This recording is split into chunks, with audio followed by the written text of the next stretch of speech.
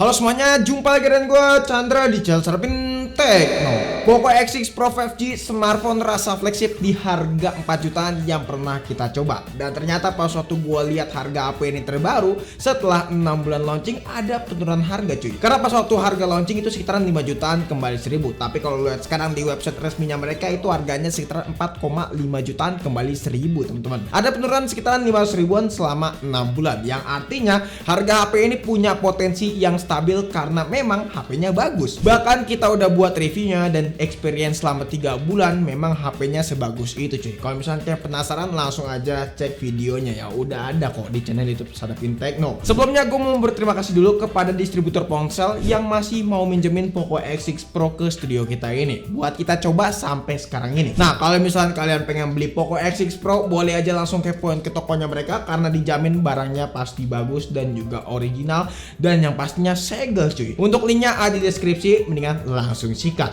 Oke, lanjut. Poco X6 Pro ini gue prediksi bakalan jadi smartphone yang kacang goreng sampai akhir tahun cuy. Akhir tahun 2024. Soalnya harga HP ini di kisaran 4,5 jutaan, kalian bisa mendapatkan SoC Dimensity 8300 Ultra. Yang kalau tahu SoC itu dipakai sama Xiaomi 14T yang kemarin baru aja launching di global. Walaupun memang gue prediksi harganya Xiaomi 14T pas waktu masuk Indo sekitaran 6,5 jutaan alias harga yang sama seperti di seri sebelumnya yaitu Xiaomi 13T. Ya cuman gue nggak tahu lah harganya bakalan di kisaran berapa dan bakalan dapat bundling apa aja. Semoga gue juga bisa mereview Xiaomi 14T ya teman-teman. Dengan kata lain, kalau misalkan dipikir-pikir Poco X6 Pro ini bakalan saving budget sekitaran 2 jutaan dan lu bisa mendapatkan SoC yang sama kayak Xiaomi 14T teman-teman. Jadi kalau misalkan lu kaum mending yang ngincer banget performance, jelas pilihannya adalah Poco X6 Pro 5G ini. Mengapa smartphone ini menarik ataupun seksi banget buat dilirik di tahun 2024 by performance? Simpelnya SoC Dimensity 8300 Ultra ini beneran sangat bagus cuy. Gue pakai harian Poco X6 Pro nggak pernah ada masalah sama sekali. Kayak misalnya nge-lag ataupun FPS ngedrop pas lagi main game. Gue bisa bilang SoC ini masuk ke kategori SoC yang stabil dari Dimensity. Bukan cuma stabil tapi juga ngebut, punya efisiensi daya yang cukup baik dan gue juga bisa bilang fun to use banget kalau misalnya kita pakai sehari-hari. Kita melakukan rutin untuk masalah benchmark selama 6 bulan pemakaian nih. Dari review pertama 3 bulan bahkan 6 bulan ini. Ya sebagai refreshment aja buat kalian. Dari mulai aplikasi CPU throttling nih, kita udah tes selama 3 kali berturut-turut dari pemakaian pertama kali 3 bulan bahkan 6 bulan ini. Kalian bisa lihat hasilnya dan hasilnya masih konstan sih ya. Di sini jarang banget terjadi throttling. Kalau kalian lihat secara grafik pun juga demikian nih.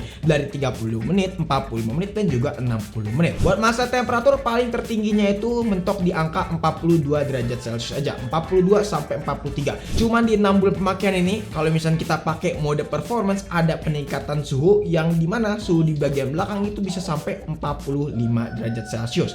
Ayam berisik lagi guys. Tapi untuk masalah CPU throttling kalau kalian lihat by data di sini masih aman banget dan lagi pula siapa orang yang beli smartphone cuman peruntukannya untuk CPU throttling aja. Sekarang kita balik ke tes lainnya kayak misalnya Antutu. Di sini kita lihat secara skor dapat di angka yang tinggi di kisaran 1.330.000-an teman-teman. Dan kita running selama 5 kali pun juga demikian. Masih stabil dapat di angka 1,2 sampai 1,33 jutaan.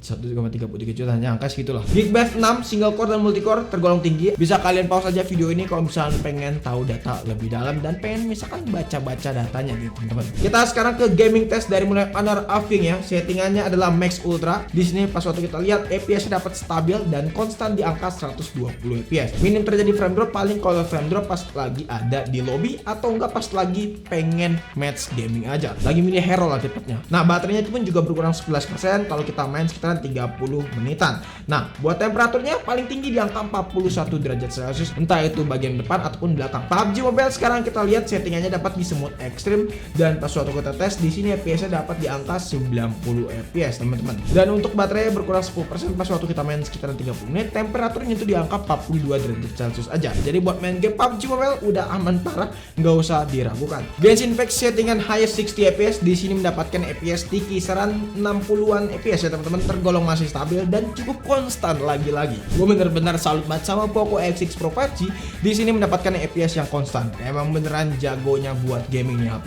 Buat temperatur di sini nyentuh di angka 43 derajat Celcius, tergolong adem selama kita main 30 menit berturut-turut, dan baterainya berkurang sekitaran 13%. Intinya kalau lu pakai HP ini buat pemakaian hari-hari ataupun buat ngegame pastinya udah oke banget cuy. Kalau kalian lihat secara data tadi udah mantep. Dan gimana kalau misalnya harian pun juga demikian, berasa asoy. Pas waktu kita pakai nggak ada kendala sama sekali, nge-lag apapun itu nggak ada cuy. Ya cuman HP ini memang cukup lumayan panas aja kalau misalnya kalian geber main game di atas 1 jam nonstop. Tapi balik lagi tergantung aktivitas apa yang kalian jalankan di smartphone cuy. Kalau misalnya main game yang tanpa henti itu bakalan nimbulin panas dan bisa berefek domino juga. Ini hanyalah sedikit update ataupun refreshment buat kalian ya. Yang terpenting kalian mendapatkan data terbaru, dan kalau misalnya kalian ngikutin perkembangan Poco X6 Pro di channel ini pastinya udah tahu lah ya perkembangan data tersebut. Intinya kalau misalnya lo pakai HP ini buat pemakaian hari-hari pastinya udah aman banget. By performance juga udah enak banget ya.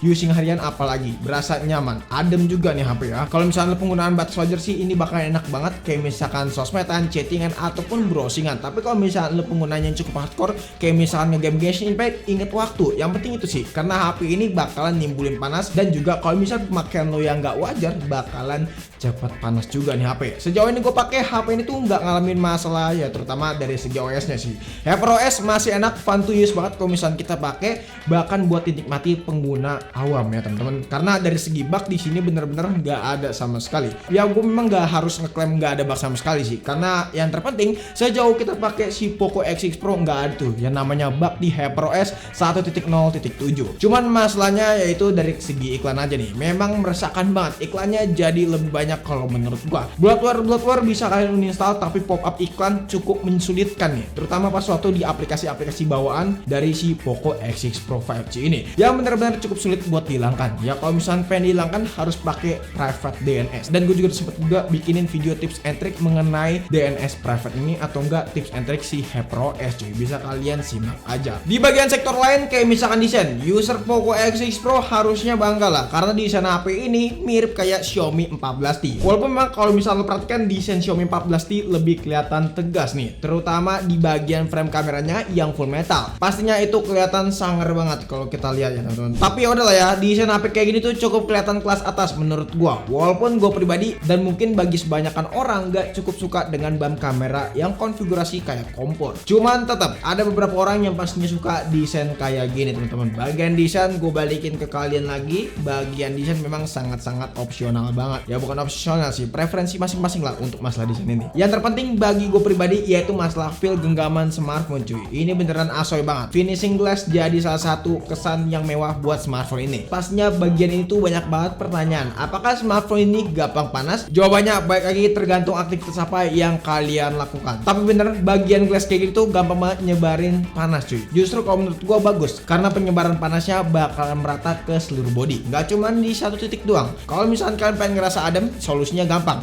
dan simple, tinggal gunain casing aja alias silikon ya teman-teman. Selain melindungi tangan kalian dari efek panas, bahkan bisa ngecover HP ini untuk masalah framenya. Jadi kalau misalkan Poco X6 Pro kalian jatuh nggak gampang nimbulin dent, soalnya framenya Xiaomi ataupun Poco itu gampang banget nimbulin dent kalau misalkan udah sekali jatuh. Ya setidaknya HP ini memang agak kuat sedikit sih. Karena HP ini masih melintasi desain tipis, bobotnya juga berasa ringan kok dan gak berat-berat banget, seamless banget kalau misalnya kita masukin ke kantong celana. Kapasitas baterainya pun juga besar nih, di angka 5000 mAh. Sejauh ini bisa membackup keseharian gua pakai HP ini. Secara screen on time juga bisa bertahan sekitaran 7 sampai 8 jam tergantung penggunaan. Kalau misalnya habis tinggal charging aja pakai 67 watt turbo chargingnya ini. Dan sejauh kita pakai untuk masalah baterainya ini, dari charging dan juga baterai nggak ada kendala ataupun yang bisa dibilang masalah ya, nggak ada sama sekali, masih aman parah. Chargingnya pun juga suhunya relatif adem kalau misalnya kita charging pakai adapter bawaannya si HP cuy. Intinya untuk masalah baterai dan juga untuk charging gua nggak komplain nih untuk bagian yang satu ini. Beralih ke bagian depan, buat di harga 4,5 jutaan Poco X6 Pro ini jadi salah satu smartphone yang memang nggak pernah kompromi nih menurut gua ya. Poco dan Xiaomi nggak selalu kompromi untuk masalah layar. Best layar yang dikasih dari HP itu udah pakai resolusi di atas dari Full HD alias udah beresolusi 1,5K, berasa lebih tajam dengan ukuran yang sama di angka 6,67 inch. Ya ukurannya ini sama seperti smartphone lain di kelas harga yang sama, tapi memang di sini sini resolusinya lebih tajam, jadi lebih mantep kalau menurut gua. Di sini untuk panelnya udah pakai AMOLED 68 billion color, SDR10 Plus juga, dan juga udah support refresh rate 120 Hz. Gua pribadi pakai smartphone ini untuk masalah layarnya lagi-lagi nggak ada kendala sama sekali. Sejauh ini gue pakai udah merasa puas ya temen-temen apa yang dikasih sama Poco. Buat pakai harian berasa asik, bezelnya juga cukup tipis ya dan nggak tebel-tebel banget. Jadi menampilkan desain HP ini untuk masalah layarnya berasa oke dan bisa diadu banget sama sekelas smartphone lain di kelas harga yang sama. Walaupun memang Poco X6 Pro nggak mengadaptasi desain curve, tapi baik lagi desain curve buat apa kalau menurut gue di harga segini. Yang penting speknya di atas rata-rata untuk masalah spek layarnya. Dan selama gue pakai ini nggak ada kendala sama sekali, aman sentosa untuk masalah layarnya. Sekarang kita beralih ke bagian kamera nih, sektor yang cukup penting dan jadi krusial dan bahkan jadi salah satu pembeda antara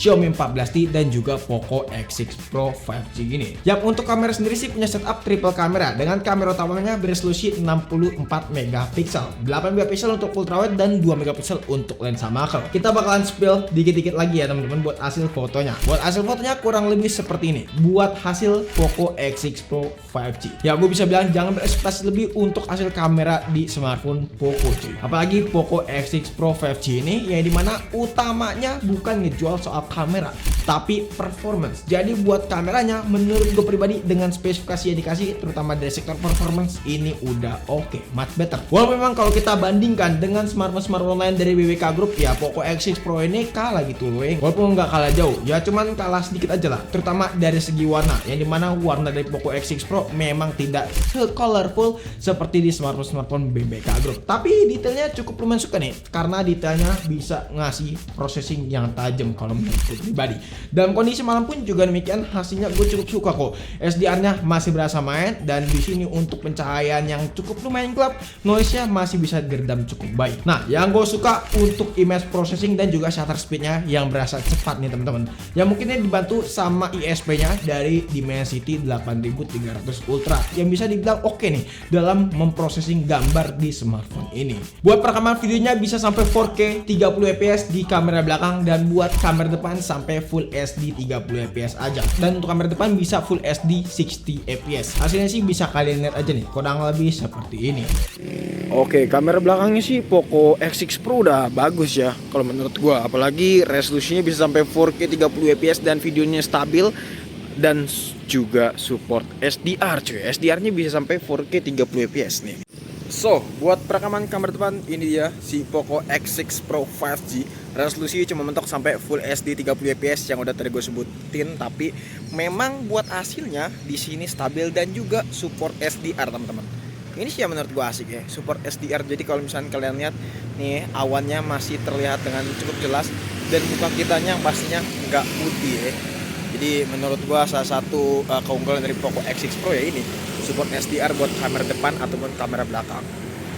Kesimpulannya, Poco X6 Pro 5G ini kalau prediksi gua yang tadi gue bilang di awal bakalan jadi smartphone yang kacang goreng lagi di tahun 2024. Lebih tepatnya di kuartal keempat nih. Karena memang kalau kita lihat persaingan di harga 4 jutaan cukup lumayan kosong posisi yang satu ini ya. Jadi memang belum ada smartphone yang ngisi di posisi ini. Walaupun memang kalau kita lihat dari BBK Group udah ada sih beberapa smartphone yang bener-bener ada di harga sekian. Harganya 4 jutanya teman-teman dan baru kemarin launching. Cuman kalau misalnya kita ngomongin performance, jelas smartphone ini unggul mampus cuy. Karena memang banyak performance, Poco X6 Pro 5G ini diciptakan buat masalah performance tinggi teman-teman. Jadi kalau misalnya kalian mencari smartphone di harga 4,5 jutaan dengan varian yang bisa dibilang tinggi yaitu 512, bisa lirik Poco 6 Pro 5G ini.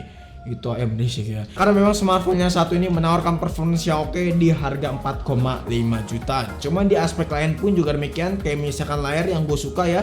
Terus juga untuk masalah baterai yang tahan lama sama desainnya yang bisa dibilang timeless parah cuy. Jadi apakah saving budget kalau misalnya kita beli Poco X6 Pro 5G ketimbang si Xiaomi 14T? Jawabannya memang bener saving budget, tapi memang peruntukan Xiaomi 14T dan juga Poco X6 Pro itu berbeda ya teman-teman. Lagi-lagi nggak bisa di compare head to head secara langsung karena keunggulan Xiaomi 14T jauh lebih banyak ketimbang Poco X6 Pro yang cuman menang performance aja. Ya kalau misalnya saving sih jelas saving 2 jutaan. Bisa kalian beli apa tuh aksesoris yang macam macam-macam lah. Tapi kalau misalnya kegunaan ataupun prioritas lain itu banyak banget di Xiaomi 14T yang bisa menjadi salah satu pertimbangan buat kita lirik juga. Ya nggak salah beli Xiaomi 14T ataupun Poco X6 Pro 5G ini.